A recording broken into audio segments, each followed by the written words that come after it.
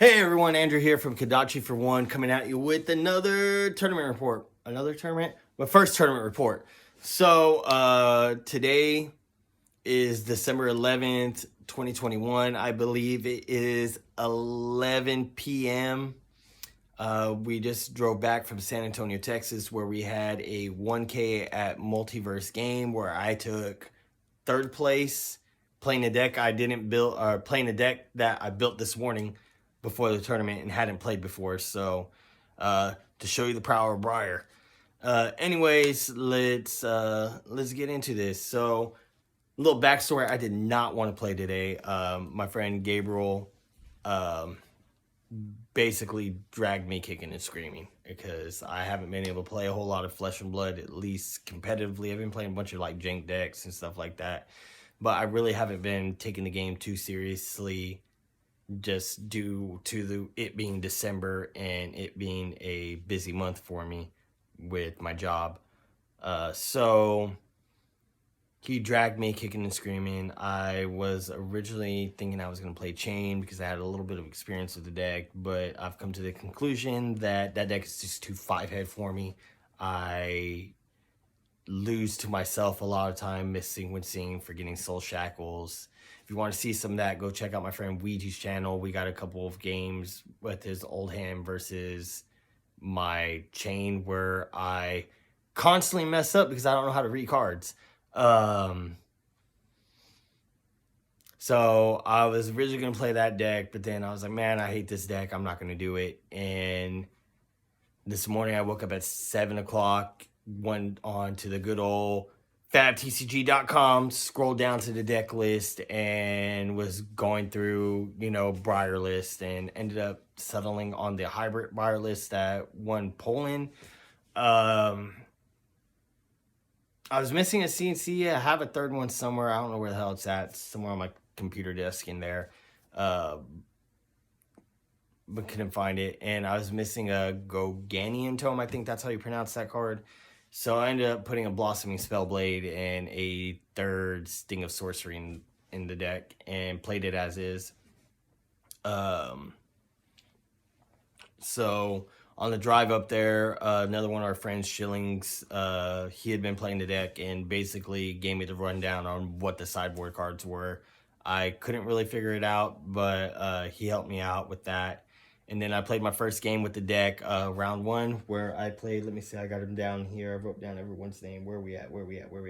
Oh, here it is. See, think you see that. I played Jacob. Jacob is from San Antonio, Texas, and he was playing Bolton.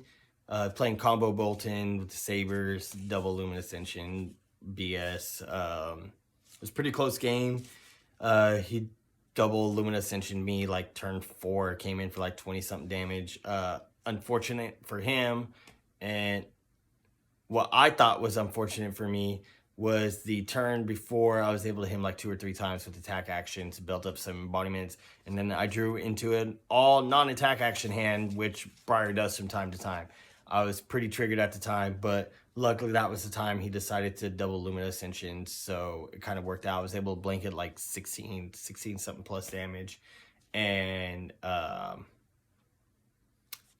Bolton deck burnt out or gassed out, and I was able to, recover and get back into the game, and ended up taking it a couple turns. And final results of that match is I was at 7 and he was at 1 before I ended up getting the game.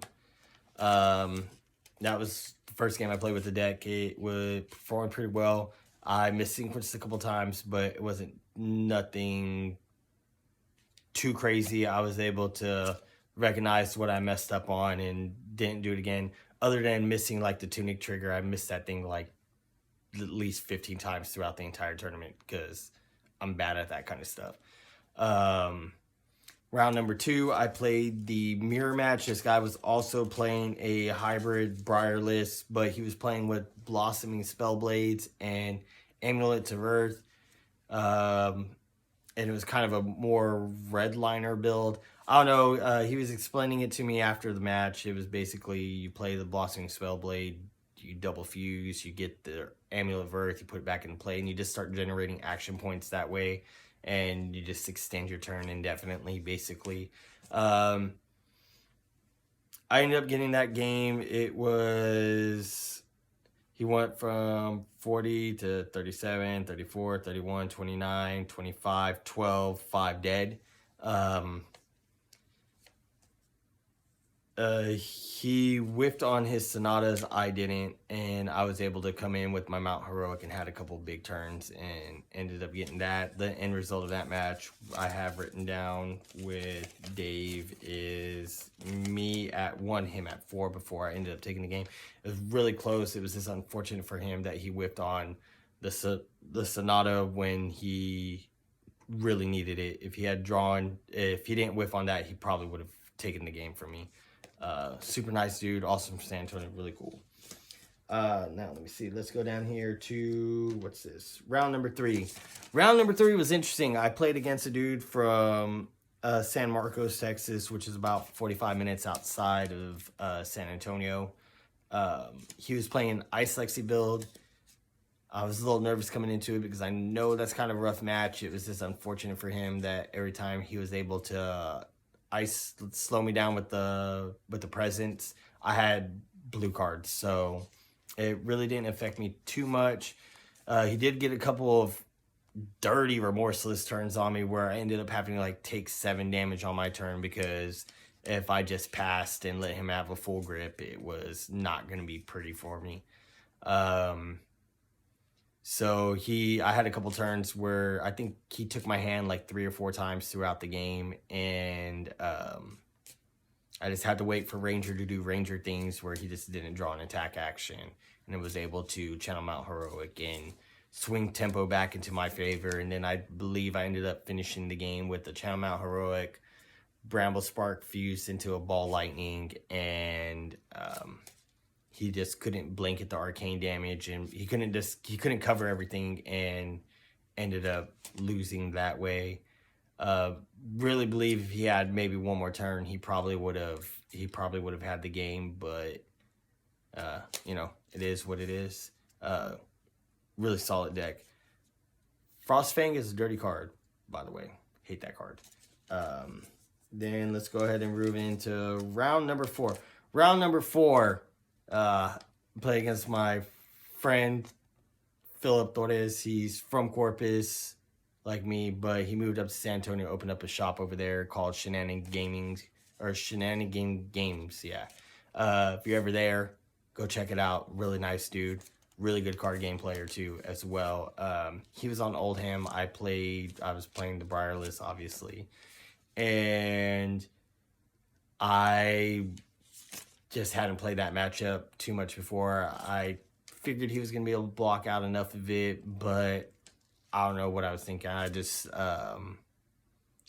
tried to go over the top. I did have a crazy turn where I channeled Mount Heroic into a Force of Nature, into like a Ball Lightning, Plunder Run Snatch, and I think I drew like 4 cards that turn.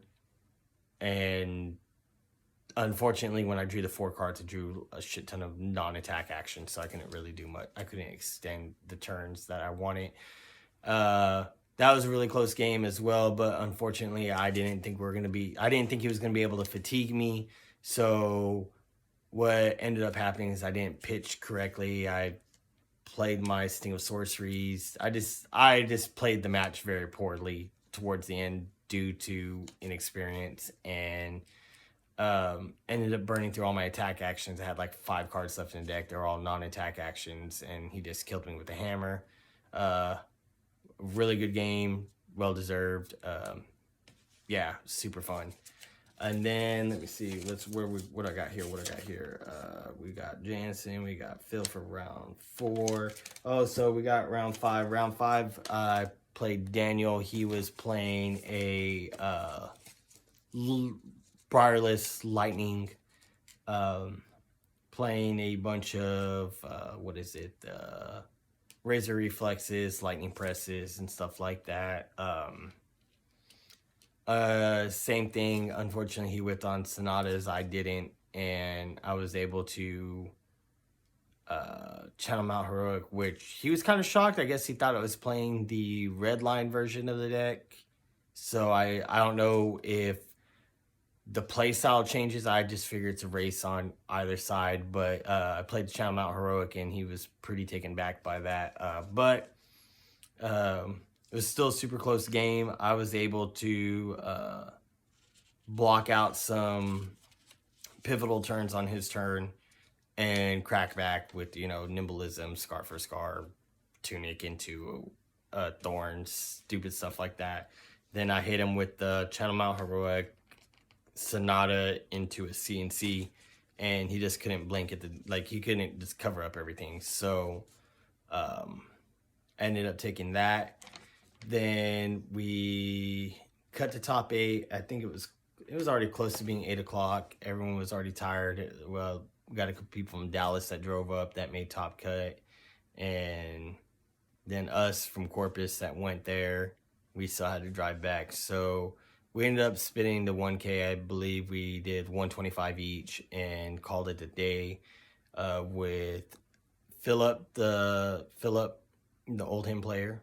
Check out the Source Shenanigans in San Antonio. He got first. Another player from his store ended up getting second, also playing the Lightning Briarless that I played in round 5 that Dan was playing. They're all part of the same team. Them two were playing the same deck. He ended up getting second, and then ended up getting 3rd seed. I think 4th seed was fourth seed was the Lexi deck. Then 5th seed was another Briar deck.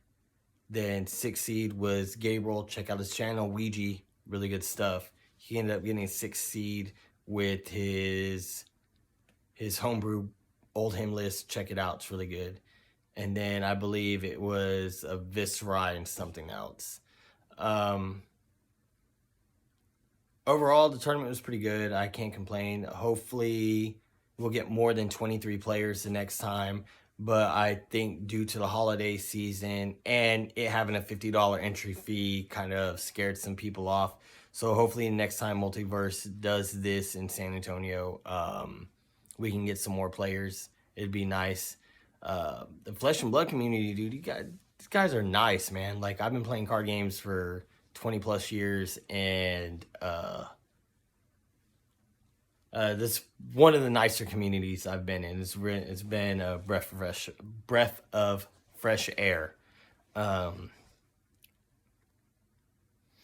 As for that, I'm gonna be coming back, doing more videos, hitting the channel a little bit harder here in January. Due to my job, I just don't have time. I barely have time to play Flesh and Blood myself. So in January, when everything slows back down for me, I'm going to be hitting the channel a little bit harder, and I'm trying to do a couple giveaways and stuff like that. I'm almost at 100 subs as the making of this video. I'm at 99. I think I hit 101, but then lost a couple of subs. So help a brother out, man. Outside that, thanks for watching. And remember, KoDaChI for one.